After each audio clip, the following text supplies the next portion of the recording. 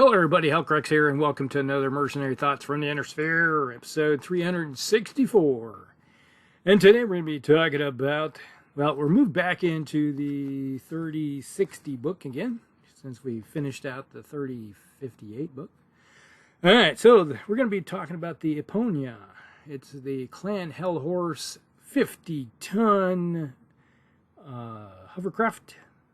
Pretty nice.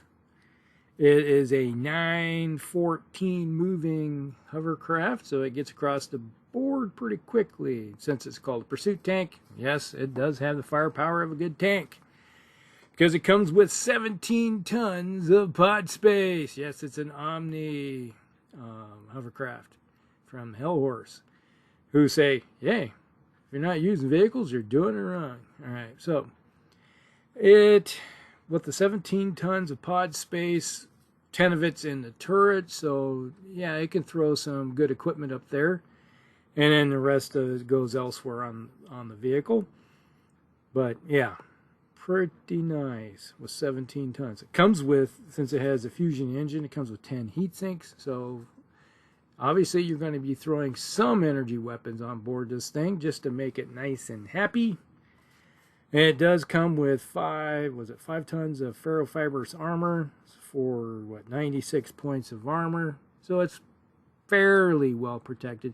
About the equivalent of most, say, heavily armored light mechs, like 35 tonners, in that range. So you're looking at, some good protection to keep it alive for a short period of time, especially when you're facing off against the clans. So there you go. The battle value on this thing, let me tell you here in a second, is 1,477. So it is about the same price tag that usually comes with your typical light mech of the clan persuasion. So yes, with all the weapons on board and its abilities, yeah, you're talking about something that is comparable. Now, if you're the typical T1E that you find with Clan Hellhorse, yes, you're going to be seeing vehicles, lots of vehicles, because they believe in the whole concept of combined arms. Unlike a lot of the other clans, which are going to be going, hey, we're just going strictly with mechs, nothing else. And sometimes a vehicle does the job better, especially if you're running around. Good examples, if you have a artillery. Is like, why would you put artillery on a mech when a vehicle can do the job even better and cheaper? So something like that, Sorry about the voice, it's a little bit of head cold. So it does have a few different options now. Now the Prime version that comes out, it has 4 medium pulse lasers and 1 streak 4. So that, obviously, with the 4 medium pulse lasers, you're kicking out 16 heat. So you got to have 6 tons of your pod space is going towards heat sinks. So that's soaking up a lot of your firepower. Even though 4 medium lasers with pulse lasers coming out and sending down range is pretty decent when it comes to firepower. And the clan medium pulse laser does the job pretty well. Alright, so that's the nice thing about that. And then you follow up with your streak 4, which is your fire and forget type thing, where it's like, hey, I'm going to try to fire it, doesn't fire, okay, just forget about it, we'll just keep moving on.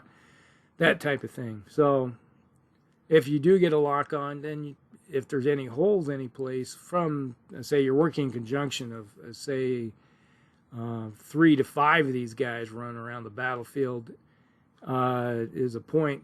So your odds are you're going to be punching holes. If they all pick on the same target, they're going to be punching holes into somebody, because if you got, let's say, 5 of them running around, that's 20 medium pulse lasers. Somebody's going to connect, and some armor is going to disappear. And then if you follow them all up with those streaks, and if they get some to lock on, they're going to find those holes. That's the nice thing. You're going to be crit hunting with it.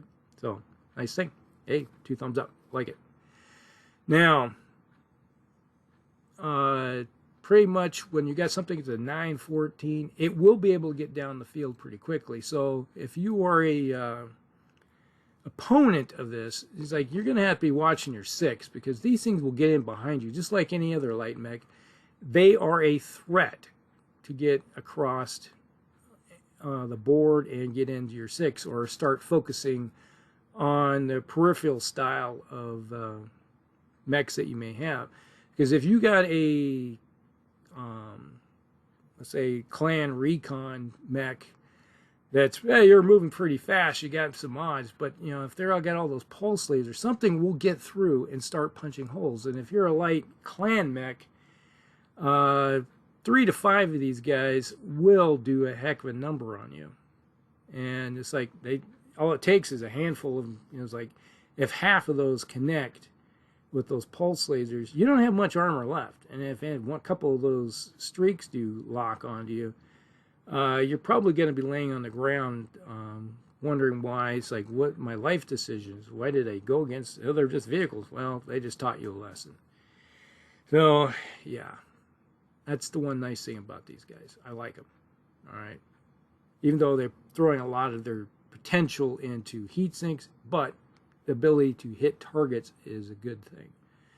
And even thinking about, you could put, you know, since they're omnis, one of them or two of them could be running a large pulse laser in the mix too. It's like downgrade your medium pulse lasers, 3 of them to a large pulse laser, and still keep 1 medium pulse laser.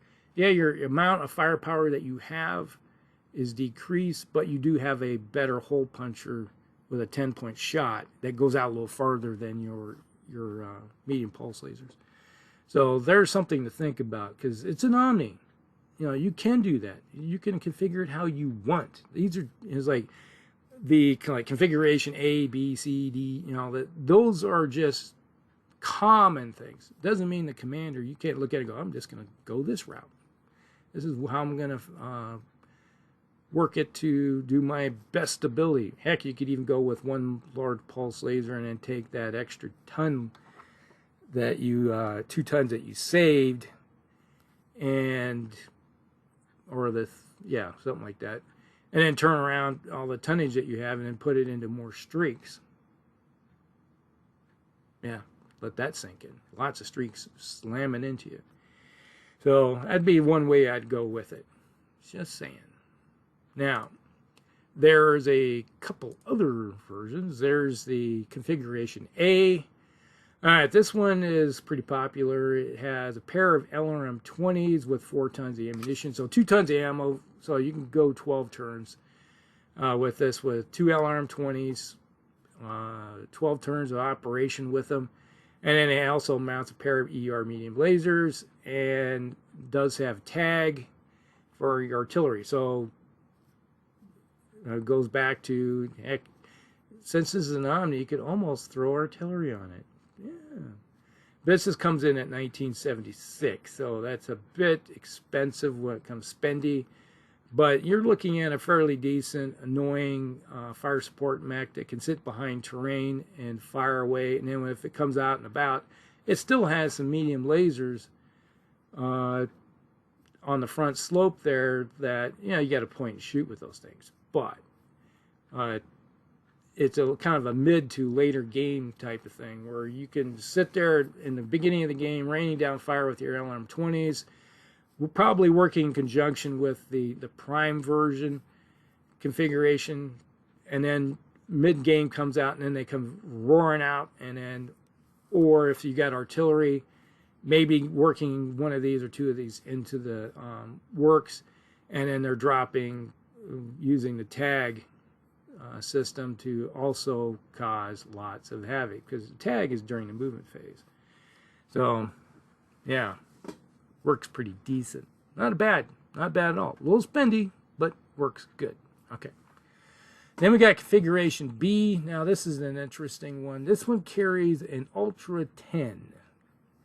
It has 2 streak 4s. Okay. So you got in the turret, you got the autocannon, and you have the 2 streaks to go with that. And I don't remember. I think it was 2 tons of ammo. Let me check here real quick. And if I have it, come on, open up. There we go. That was, yes, 2 tons of ammunition. All right, that's what I thought it was. Memories. All right, so you got something that can roll around for 10 turns, just banging away with the 2 cannons. And then you got the streaks, which have, what was it? Yeah, just 1 ton of ammunition with that. So you're looking at up to, if you fired every time, 12, 13 turns of fire going. But typically one of the 2 might fire, so you may not always get, you know, everything working out for you. So you're probably going to have a lot of turns left over with the 2 streak 4s, being able to fire a lot longer than when you run out of ammunition, if it's still around. So you're looking at something that has potential up to 20 points of damage with the autocannon. I'm not overly a big fan of autocannons. I'd rather have an LBX. It's like, put an LBX on this thing with the 2 tons of ammo, so you got 2 choices what you want to fire. Then follow it up so you can be a massive crit hunting machine, or a hole puncher with the 10. You know, go vice versa. You know, that's, plus you're going to have an extra ton there. I think by dropping down the LBX, if I remember right. And then, if that's the case, you can always throw on an ER medium laser, for that matter, for a little more extra damage. So, yeah, that'd be something I would rather do myself instead of the ultra cannon. So it is possible to run maybe one of those out of your mix of the ones that you're roaming around the battlefield. Now the nice thing about it though is it comes in at $12.55 for battle value, so it is a little cheaper. You know, the firepower is a little less, but you know, you save a little bit, so maybe you can squeeze something else into the mix by going a little bit cheaper with it. So there's that. When it comes to, that's if you've got a Hell Horse's outfit roaming around. Now, Configuration C, this one, they say, is a mix of cavalry and spotter and fire support. This one carries an ERPPC. All right. So you got 11 tons wrapped up into the ERPPC because you got 10 free heat sinks. You got to put 5 on for the ERPPC. So there's 11 right there. And then you have a Streak 6. Okay, then it also has a tag and an ECM. This comes in at $15.63 for battle value. That what I would consider a good hole puncher. Yeah. And if you punch a hole, then you got the Streak 6 going around for collecting up the holes. And let me tell you, if you got something roaming around the battlefield at high speed and has an ERPPC on board, and working in conjunction maybe with a couple prime configuration ones, yeah, it's not very long before, if you got a couple light mechs, even if you're facing off against Inner Sphere and you got somebody coming in around your flanks and they see these things coming in and all of a sudden they take a couple hits from these guys, they're going to be, ooh, I'm going to go back to where the big brothers are and you guys take care of these things. You know, that be psychological warfare. That's one of the things that you can do in the game, is getting in your enemy's head. Because they start taking some major damage, a lot of times they're going to go, well, maybe this is not the best thing to be here. And if they're similar speed or even slightly less, you're going to run them to ground. You know, because having a 914 will catch up with you pretty quickly. So there's that. All right, so I do like this one. Maybe you work one of these with a couple of the LRM configuration versions and a couple of the primes.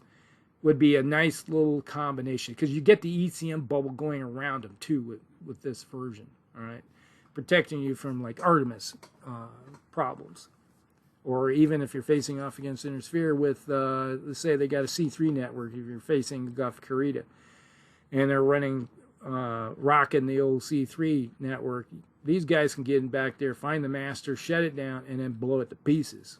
You know, they can tear it to pieces pretty quickly. You know, there's something to think about. And that's only at 500 or 1563 for battle values. Not bad. Okay. All right, this one came out for configuration D. This one came out in a Jihad. This one has a targeting computer. With a pair of ER medium lasers. Makes total sense. And then it has a Hyper Assault Gus rifle. 1700 or 77 for battle value. With 12 rounds to go with that Gauss rifle. Yeah, that is an interesting concept with the Assault Gauss rifle. Now, yeah, they say it was based on the Lyrian's heavy Gauss rifle. So, and they say it's similar to the rotary cannon.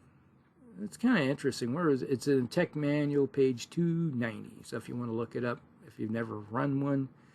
And then the Hyper Assault Gauss rifle is found in 219 of the Tech Manual. So heavy equipment. So think about maybe possibly using one of those. And basically the HAG 20. Yeah, it can toss out some serious damage. Especially when you're running these guys around. It's like you got something moving pretty fast. The HAG 20 is just going to be like, oh, hello, ouch. You know, yeah, you got everything wrapped up into your system. But with a targeting computer, that offsets it. And then you got the ER medium laser for a little bit of extra damage. So, yeah, you're going to be have a good potential of doing some damage. All right, so there's that. So there's something to think about for later in the era when, you know, like the Jihad, like the 30s, the 60s, 70s, you know, somewhere in there, where you can play around with that. Then configuration E, this is another Jihad configuration. This one mounts 6 AP Gauss rifles, so yeah, let's go MOSIM infantry, and a pair of plasma cannons. All right, so plasma cannons, the difference between plasma rifles and plasma cannons. Like the clans, just, it's a heat disher type of thing. So you could really cook a mech pretty quickly. I think it was, we talked about this before, I think it's 14 heat that you maximum you can increase by. And a pair of plasma cannons, yeah, you are going to be hating life with the heat output with these things. And it's like, where is it? They say Technical Readout 174 is where you find that. So, yeah, that's some good damage and with some heat. So you can fry somebody fairly quickly. And when you hit somebody with that much heat, there's a good possibility, especially if they're running hot. One turn they get hit, hammered, and the next turn it's like you can cook them pretty hard. Or if they're not liking it, it's like, oh, I'm not going to be firing a lot of weapons to try to dissipate that heat. There's that. So either way, you're winning. And this comes in at 1436. Now, this configuration is pretty much a specialist type of vehicle. Yeah, the damage output's not great. Its abilities and other things, you know, like the heat. So you're not going to be probably using these very often, but you hit a vehicle or a infantry, that type of thing, yeah, they're going to hate life as they're getting melted. So there's that. Okay. But that's pretty much it when it comes to all the different configurations that they have. Let me find it. The configuration that we've ran in the past. Let me see here. Here it is. The version that we have has 2 ER medium lasers and the targeting computer. It's kind of like the one version where they had the targeting computer with it. And it carries 4 Streak 6s with 2 tons of ammunition. So a ton for each launcher. So you're not necessarily going to be firing all 4 every turn. So you maybe only get to fire 1 or 2 of them on an average. That's how basic experience has gone in the past. So it's kind of a nice little crit hunter. And then you got 2 ER medium laser or that are going to be shooting out to 15 with a target computer. If you got like typically running a 3-4 crew on board, you're kind of offsetting your movement modifiers, and then you're just worrying about their modifiers most of the time. And couple ER medium lasers will do some nice damage, and then if you get any lock-ons with the streaks, hey, more the merry, that type of thing. And if you got all 4, it'll hit. Ouch. They're not going to be liking life. Yeah. But the only downside is that you typically get about 7 to 10 turns of streak fire out of these things, typically, due to the fact that, you know, they're not always firing. But that's it. Okay. Now, that is pretty much the Epona hovercraft. 50 tons. Hey, gets the job done. Works pretty decently. And try it out sometime if you're running Hell Horses on the battlefield. And if you ever already run Hell Horses, you probably well know about this vehicle and going, yay, 2 thumbs up type of thing. Okay, that's it. Hope you guys like it. Like and subscribe, share with your friends, and we'll see you in the next one. Hellcracks out.